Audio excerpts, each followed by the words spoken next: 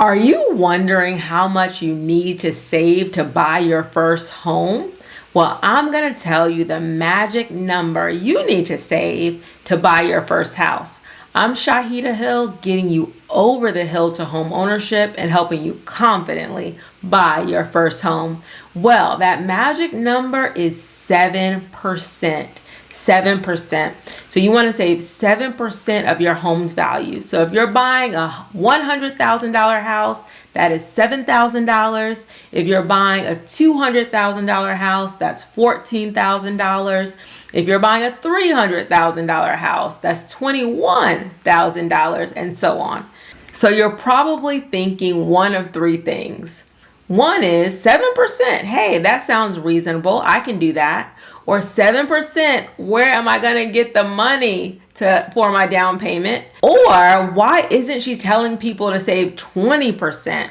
I'm going to tell you how I came up with 7% and how to get help if that amount seems overwhelming, and why 20% isn't necessary for everyone. So let's get right into it. So first, I came up with 7% because 7% would cover your down payment and your closing costs for most homes. You can get a conventional loan as low as 3% down, typically, if you do Home Ready or Home Possible. They do have income restrictions, and those are conventional loans. Or you can do an FHA loan that is 3.5% down. So that's a portion of that 7%. The other part of that 7% are closing costs. You can estimate closing costs around 3%. So I'm figuring if you have your down payment, you do a 3% or a 3.5% down, and then you have another 3% for closing costs, a little wiggle room in there.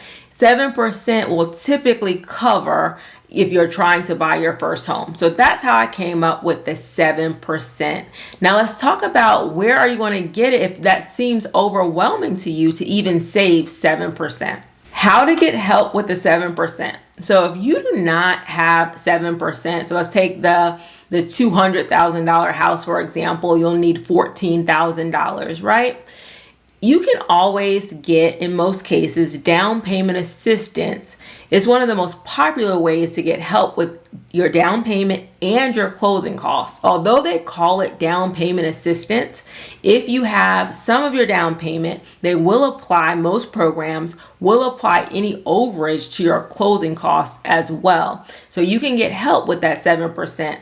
Every state has some type of down payment assistance program if you qualify. You also could do something like 100% financing and get help with the closing costs from the seller. So depending on if you are this works best if we're in a balanced market or if we're in a buyer's market. Oftentimes, the seller will contribute to your closing costs. And I've done 2 videos that you should watch after this. One is how to get down payment assistance and the best down payment assistance programs. And the other one is how you can buy a house with no money. So it kind of goes over how that works and how the seller can contribute to your closing costs. So check out those videos after this. And then lastly, why not just wait until you have 20% down? Because 20% down would avoid you paying something called mortgage insurance. So if you're not putting at least 20% down on conventional loans, you're going to have mortgage insurance. Now for FHA loans, you're going to have mortgage insurance regardless for the most part. If you don't put at least 10% or more down, you're going to have mortgage insurance for the life of the loan. If you put above 10% down, then you'll have mortgage insurance for 11 years. So just be mindful of that. But that's why 20% is often said as far as a savings or a down payment that you need to put on a home, but it's not required. Also, the more you put in a down payment, the less money you're borrowing. So over the life of the loan, you're going to be borrowing less and paying less interest. However, you need to think about how much time you need to save 20%, or really 23% with closing costs. So for a $100,000 house, you're talking about saving $23,000. For a $200,000 house, you're thinking about saving $46,000. And for a $300,000 house, that would be saving $69,000. So depending on how long it's going to take you to save that amount, if prices are going up with at least, inflation, then you're always going to be chasing that number. And when rates are low, you have to look at the opportunity cost of using that money in other places. So instead of putting 20% down, you could use that money, put less down, put 5% down, put 3% down, and use that money where it can earn more interest in other places. So those are the two things you need to think about if you're thinking about saving the 20%. It really depends on how long it's going to take you to save that amount, whether or not it's going to make sense for you long term.